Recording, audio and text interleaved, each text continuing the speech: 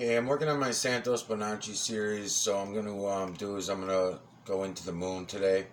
I'm gonna start picking out these moon videos that I already put to his series. These are all under the Santos Bonacci series. I'm gonna go back and see how far. I think a few pages at least. Let's see. Let's see where I start. Let me see where I started it. Right over here. 30s. So I'll just bounce around them, I guess. Let me just see where I started them. 4 pages.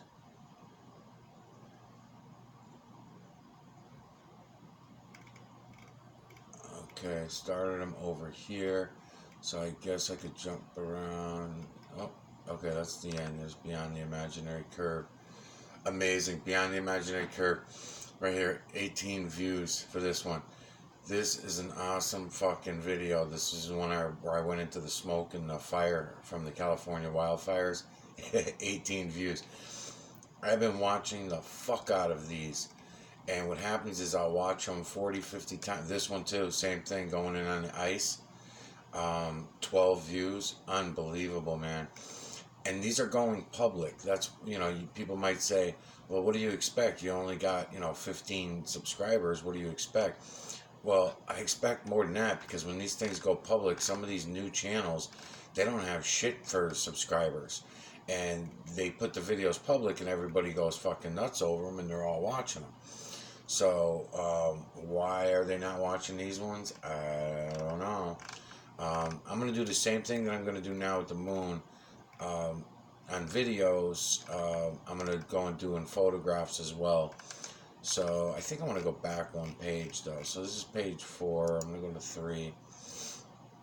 Because what I started doing was I started doing the videos of the moon every night, starting from that half moon. So here's a couple that get shit for views. Let's do these. Santos Bonacci series for Santos Bonacci, part 68. All right, let's do this one. Okay, I'm going to pause it because I'm going to set up my camera right here, real nice for you. And we'll just watch this moon come into view. I explained several times already that one of the things you want to pay attention for is I'm letting this go glare to glare. And you might be saying, well, why am I looking at all this glare? Because I want you to see it as the moon's coming into the telescope. For several reasons. One, to be able to look into the veil is one reason, because I'm stealing the light from the moon to use in my telescope in order to look into the veil. That's going to be a little bit too difficult for most people. They're not going to get it. That's fine. I've been dealing with that all along. As a matter of fact, I don't see anybody getting much of any of this shit. Let's hit play. And we're just going to play along here. I'm thinking about putting a filter on. We'll see what happens.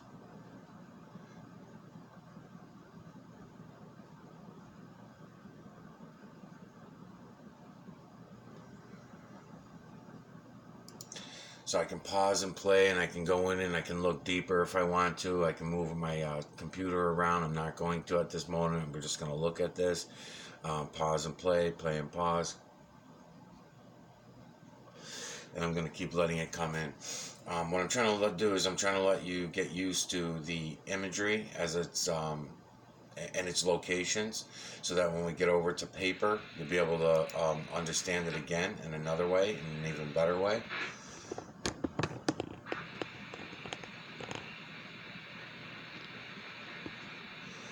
And the reason why I like doing this slow thing too is because of the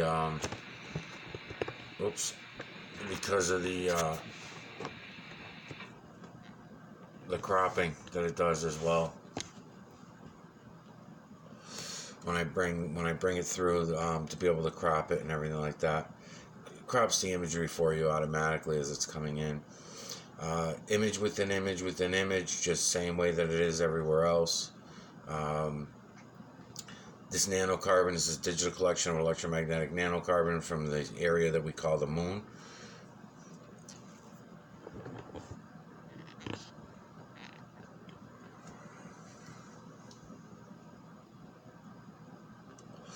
While you're watching this, I'm going to look at some of my filters.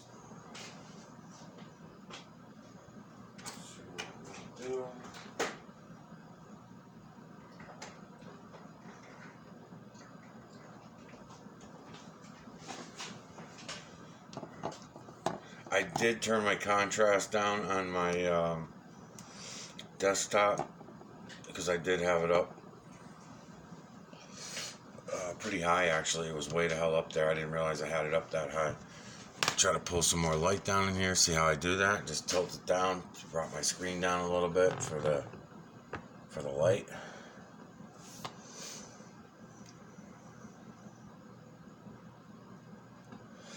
Okay, I'm gonna pause it again.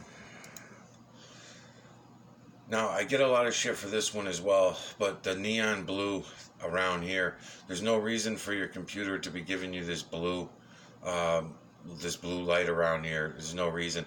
This is one of the reasons why I was looking for the daytime aspect of the veil behind the nighttime aspect of the veil.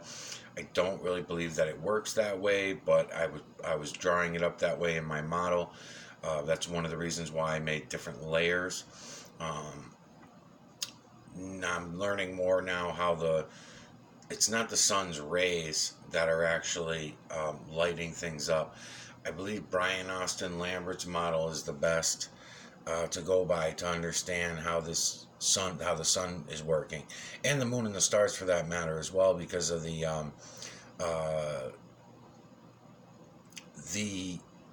current that they offer, the span of electricity, the span of electromagnetic current that they reach when that area we call the moon or the sun reaches any destination.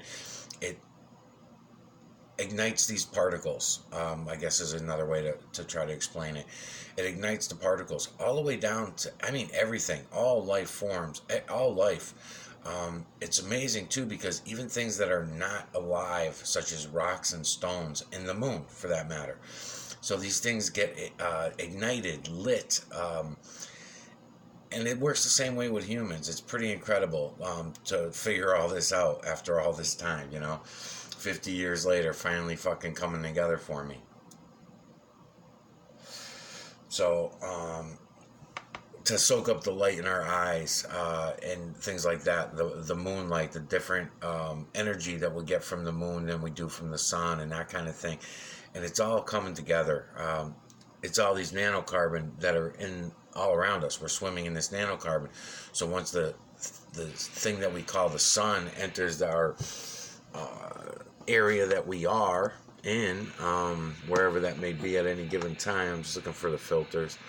It says blue. This is blue. I think I already did a bunch of stuff with the blue filter. So if I go red, sometimes it gets too dark. Let's try red. Alright, so this is just a red filter. These are just those cheap filters that I buy and I put on, but it helps with contrast. That's one of the reasons why I like doing them.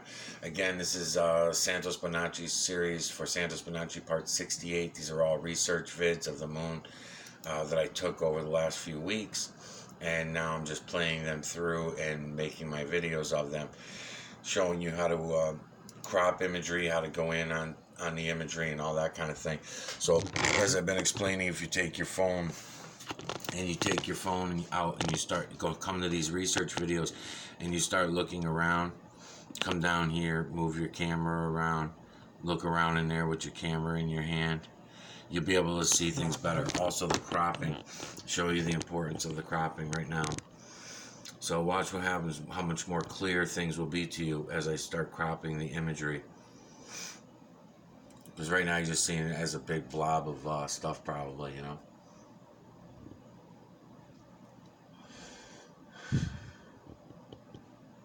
And I could be much better about this, but I've obviously been in a fucking shitty mood for the last few days. If you watched any of my videos, you can see I'm not in any fucking mood to deal with any of this right now. But I'm going to try to continue on.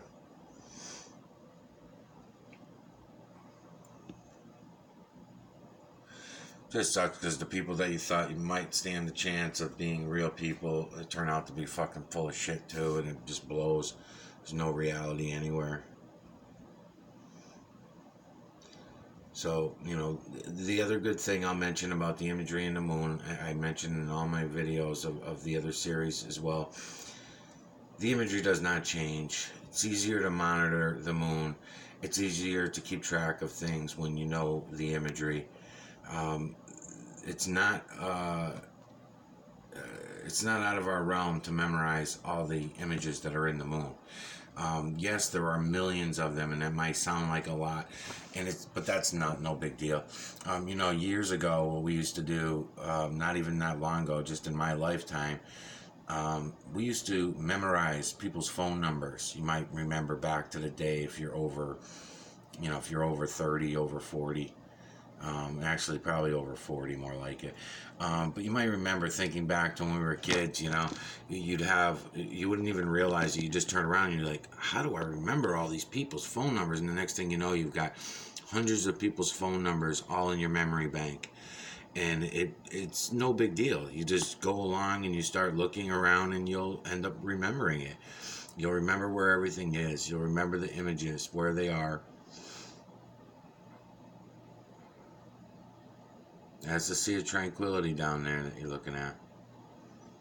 Or what they call the Sea of Tranquility. We can rename everything as we go along.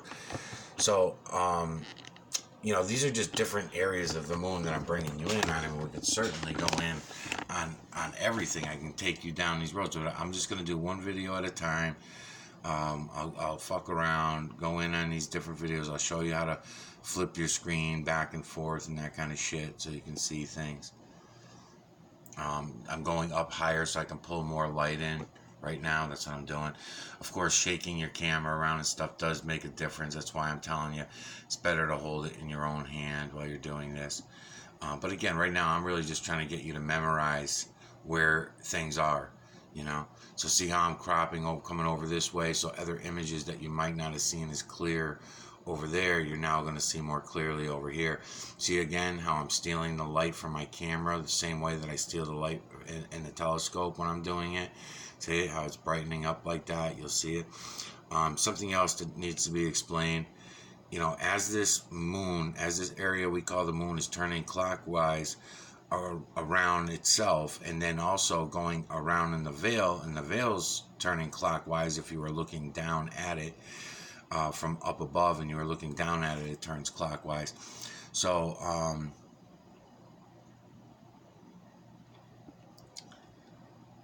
what the hell was I thinking about?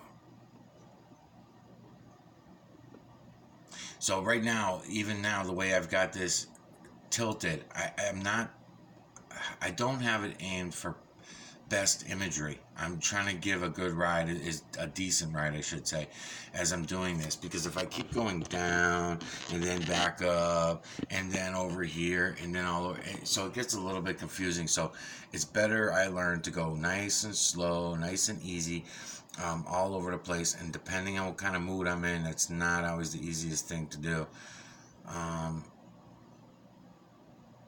Because you'll get images more full at one angle than you will at another angle. You'll come up for more light and you'll see some things better than you would down low. All lights and shadows. So as this thing's turning clockwise and going by us, it's changing it's changing its perspective. Okay, from where you're standing, wherever you're standing, it will change in your perspective, obviously, because it's moving along, and it's also turning clockwise as it's rolling along in the veil. So what I would say is that also works out great for us, you know, to know how this is all working and how it's going, because what happens is the imagery changes by that because the lights and the shadows are changing. So if the shadows are in a new spot because they're angled to your eye, they're angled differently as it's moving along, then it's all very simple. Very, very simple. So I'm going to come out to about here, and then we're going to play it through. I'm going to hit play. I'm just going to watch it now.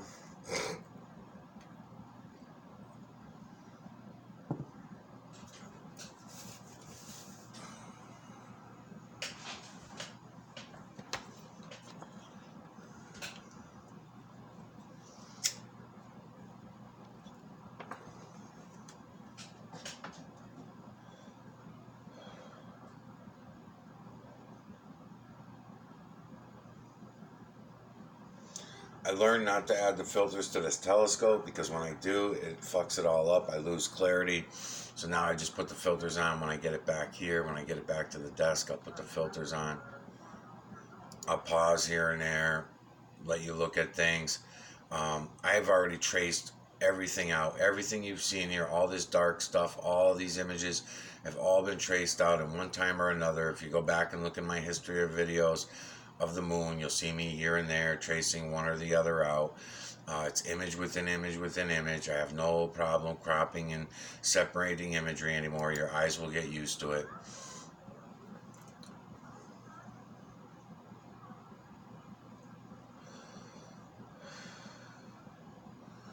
And maybe just play some music and keep rolling these moon videos through with some contrast. And I may just do that for a little while. We'll see what happens. Let's see how I feel. I just don't feel like, if I start talking, I'm just going to start swearing and being pissed off. So I might as well just try to stay calm and, enjoy the ride.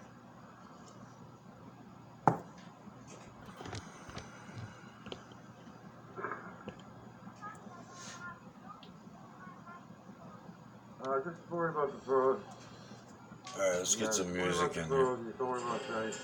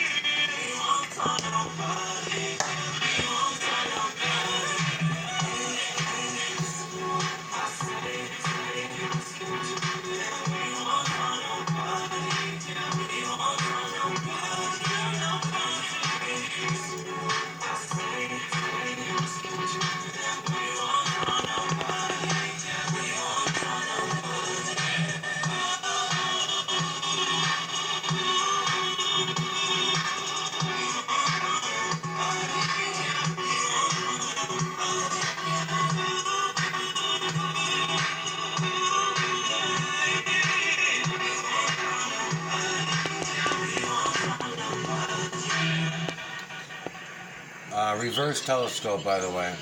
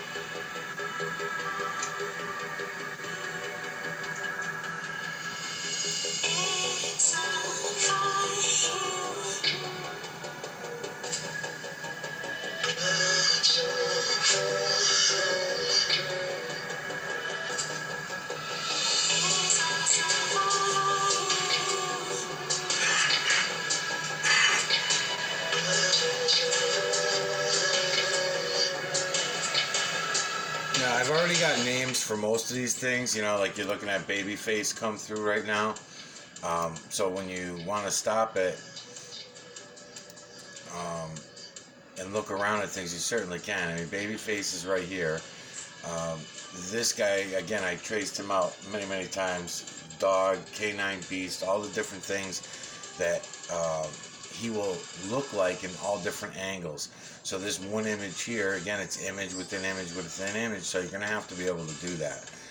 That's in everything. That's the way it is in ice, snow, smoke, steam, you know, anything. Fumes,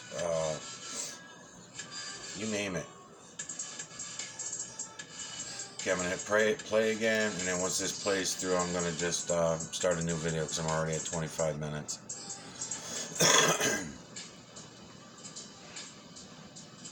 And this is why I'm saying play it through all the way to the end, light to light. Let it run through your camera, even though you're only getting one little corner of it, let it. You're going to use that light to be able to look in. See? Okay, next video.